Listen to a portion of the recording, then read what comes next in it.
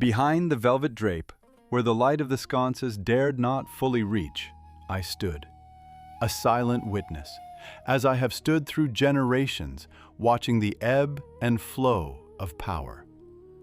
But this night was different. The air in the Sultan's chamber grew heavy, not with incense, but with the unspoken weight of centuries gathered for a single, irreversible moment. A choice was made, a silent decree that echoed louder than any cannon shot across the Bosporus, for it tore the very fabric of the old order, thin as the finest silk. He dismissed them all, the daughters of ancient houses, the beauties bred for generations to grace his bed, to secure the sacred bloodline. He cast aside the comforting predictability of tradition, the very bedrock of this dynasty, for her. A woman whose name was a curse spat with venom behind harem walls, a betrayal whispered in every shadowed corner. Yet, a tremor of awe accompanied its whisper in the hidden courtyards, beyond the Sultan's gaze, where fear and reverence intertwined. They spoke of dark magic, of potions, of charms, of eyes that could cloud the mind of a sovereign, bending his will like a reed in the wind. A poison, they claimed, far more potent than any concoction brewed in the shadowed alchemy labs, for it struck not the body, but the very heart of the empire, making a sultan forget his duty, his lineage, his very self. But I tell you, my dear, their frightened fables, their desperate tales of sorcery, they were but a veil, a convenient lie to explain away the incomprehensible. The truth, you see, the truth was a thing of far more exquisite design, more intricate than any black tome, more perilous than any plotted betrayal. It was not a spell cast, but a spell woven, stitch by painstaking stitch, within the Sultan's own formidable heart. A silent, terrifying understanding that bloomed in the heart of power, defying every sacred law, every ancestral vow. This was not the work of a common witch, but of a woman whose spirit was sharper than any blade, whose will was more unyielding than any fortress wall, and whose love, or perhaps ambition, forged a bond that shattered empires. And for this truth, this audacious, undeniable, blinding truth, this dynasty would pay. Pay with a river of blood, a torrent that would stain the marble halls for generations, all for the singular audacity of one man's heart and one woman's unbreakable spirit. Listen closely, for the ancient stones of this palace hold secrets whispered through centuries, secrets of power, of ambition, and of a silence so profound it could shatter a soul. From the moment the sun first kissed its gilded domes, this realm lived by laws as unyielding as the mountains that cradled it. Every shadow cast, every breath drawn, was measured against the monumental weight of the dynasty, against the sacred rhythm of the bloodline. Within these opulent walls, behind gates of wrought iron and curtains of heavy velvet, the women of the harem existed, not as individuals, but as threads, each a shimmering strand, destined to be woven into the grand, intricate tapestry of succession. Their beauty was a duty, their grace a ritual, their purpose singular, to serve, to perpetuate, never to rule.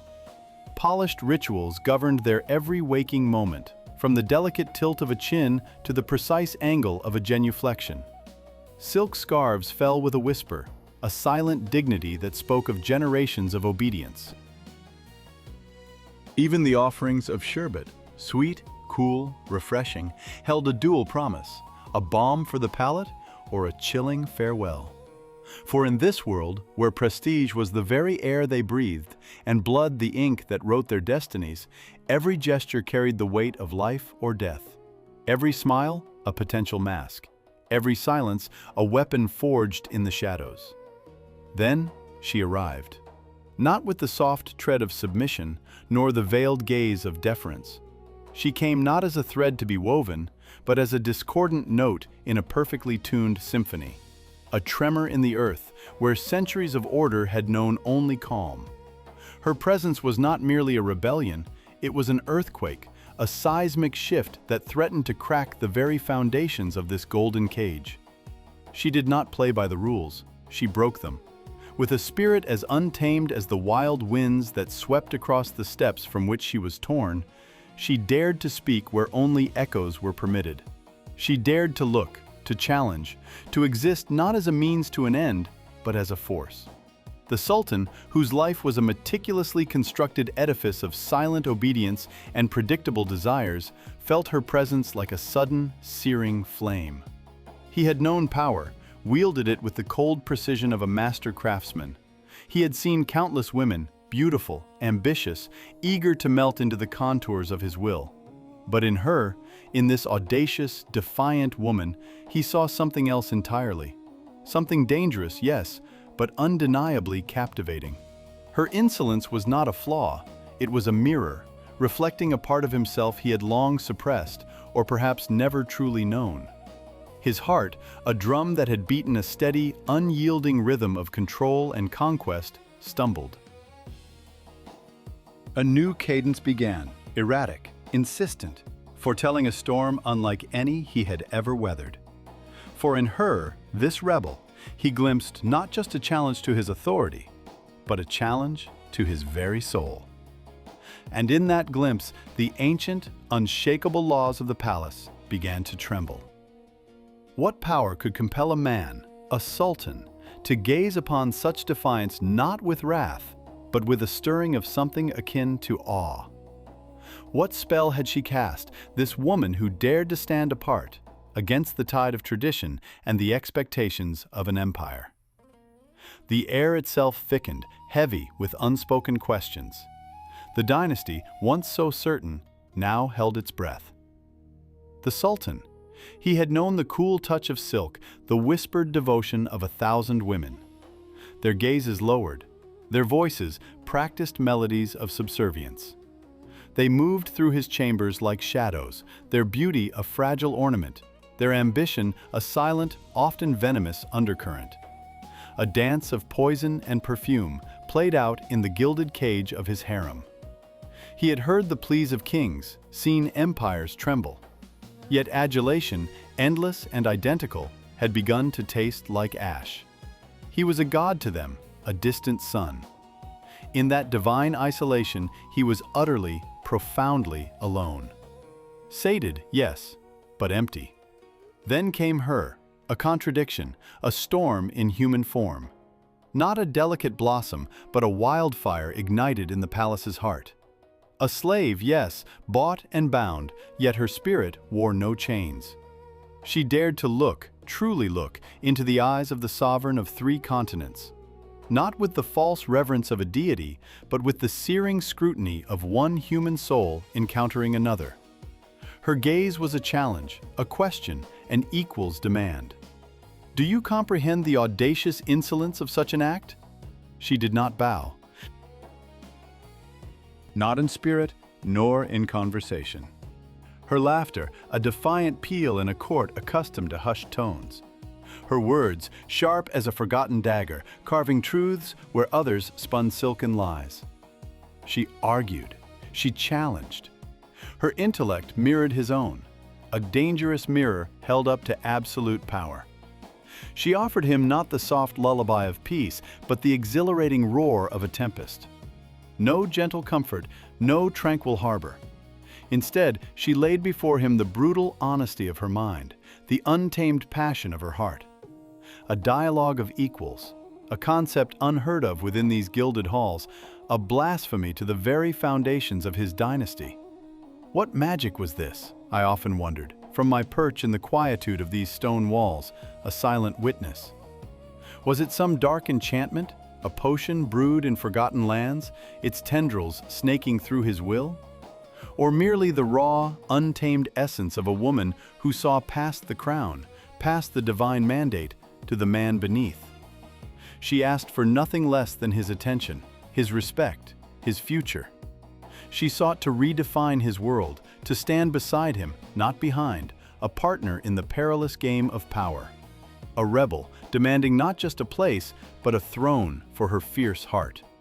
And the Sultan, the lion of the world, accustomed to the silence of absolute power, to the predictable rhythm of obedience, found himself ensnared. He, who had known 1,000 forms of betrayal lurking in every shadow, found himself drawn to this most overt of challenges. This was not the subtle venom of the harem's internal wars, the quiet maneuvering for bloodline advantage. This was a force of nature. In that dangerous, intoxicating current, the Sultan, so sated with the hollow echoes of subservience, finally felt the true, volatile pulse of life. He was utterly, thrillingly alive. A gamble with the very future of his empire, perhaps. But for the first time, he felt truly seen.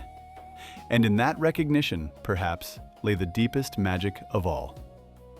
The air, once thick with the perfumes of promise, now choked with the dust of shattered expectations. Do you believe a sultan's heart, once given, can truly defy the very foundations upon which his power rests? Ah, but you would be mistaken. From behind these very pillars, where the shadows lengthen and deepen with each passing night, I watched. And what I witnessed, dear one, was not merely love, but a rebellion that tore at the very sinews of a dynasty. Such a choice, born of desire, could not bloom unmarred. The soil of this ancient bloodline demands a price, paid in currency more precious than gold: blood. The court did not merely murmur, it seethed. A silent roar, trapped within these ornate walls, ready to shatter the delicate peace. The Sultan had not simply chosen a woman.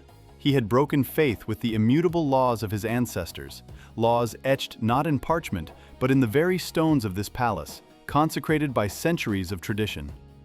He had defied the veiled power of the harem, yes, but far more dangerously, he had fractured the sacred covenant of the bloodline itself. The whispers, once like the rustle of silk in a gentle breeze, became a gale, tearing through the gilded cages of the concubines, rattling the nerves of the most seasoned queens. Shadows, those eternal denizens of this palace, stretched and twisted, dancing to a new, macabre tune. The very air, which had once cradled secrets in its embrace, grew heavy, thick with the unspoken threats that hung like poisoned dew. Each glance held 1,000 daggers, each polite smile a hidden blade. The princes, once so secure in their birthright, watched their meticulously woven futures unravel before their eyes. Their mothers, who had poured their lives into securing their sons' ascent, now saw the fragile threads of their power fraying, burning. Betrayal, a word often whispered, now echoed in the hollow chambers of their hearts, sharpening their resolve. How could a rebel, a foreign blossom, usurp the destined course of a dynasty? This question, laced with venom, permeated every corner, every conversation. And with the unraveling came the chill. The clinking of a silver spoon against a sherbet cup suddenly carried a new dread. Was that a glint of an unfamiliar sheen in the amber liquid? A faint, bitter taste that lingered on the tongue. Poison. It became the phantom guest at every feast, the silent partner in every pact. Conspiracies, like venomous serpents, uncoiled in the deepest, darkest corners of the palace. Each embroidered cushion, each secluded alcove became a stage for hushed pacts, for the weaving of intricate plots designed to sever the unwanted branch from the tree of power. The lust for power, you see, is a thirst that only grows with each drop of blood spilled. This was no longer a simple game of love, a fleeting passion played out under the indifferent gaze of the moon. No, this was the crucible of a dynasty, a brutal contest for its very soul. On one side, the defiant heart of the Sultan, on the other, the relentless, ancient will of the bloodline. Hearts were not merely broken, they were crushed. Lives not just risked, but extinguished. For in this silent war, where the prize was the future of an empire, sentiment was a weakness, and mercy a fatal flaw.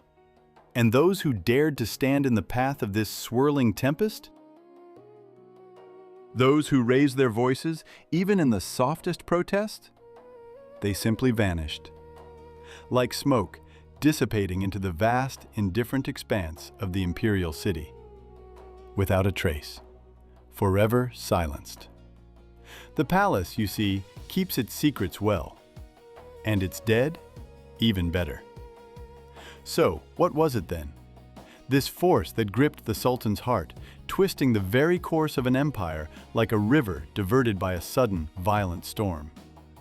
Was it the whisper of dark arts, woven into the very threads of her crimson silk? A sorcery potent enough to cloud a monarch's mind, to bend a sovereign's will? Or the fierce, undeniable blaze of a love, so raw, so consuming, that it melted the chains of custom and tradition, capable of moving mountains, altering entire destinies? Perhaps neither. Perhaps it was a simpler, yet far more terrifying truth. The unyielding, ruthless will of one woman who dared to pluck what was never hers from the Sultan's golden plate. And the profound, silent weariness of one man, suffocated by the predictable cadence of power, drawn irrevocably to the jagged edges of her chaos. The historians, those diligent keepers of the bloodline, they judged them differently, their scrolls often contradicting, tainted by rumor or reverence. But one truth, cold and hard as obsidian, stands undisputed. She changed this dynasty forever. Her rise sent tremors through the ancient foundations, casting long, hungry shadows where only gilded light once fell, where only accepted queens once reigned. Her name, once whispered in contempt, now resonates through the ages as a symbol, a beacon of strength, of audacious defiance, of that untamed, furious thirst for life that could rewrite even the most ancient, most sacred scrolls. She shattered the fragiles of the harem, replacing its hushed murmurs with the echoes of her indomitable will. No subtle poison, no overt betrayal was needed. Merely an unstoppable momentum, a force of nature. For within these chambers, where power is a relentless game of masks and daggers, to merely survive, one cannot afford the luxury of being good or evil. One must simply be unique. The only one. And in that absolute, terrifying uniqueness lies a power more formidable than any army, more captivating than any magic, a power that binds kings and reshapes the world entire. A legacy carved in defiance.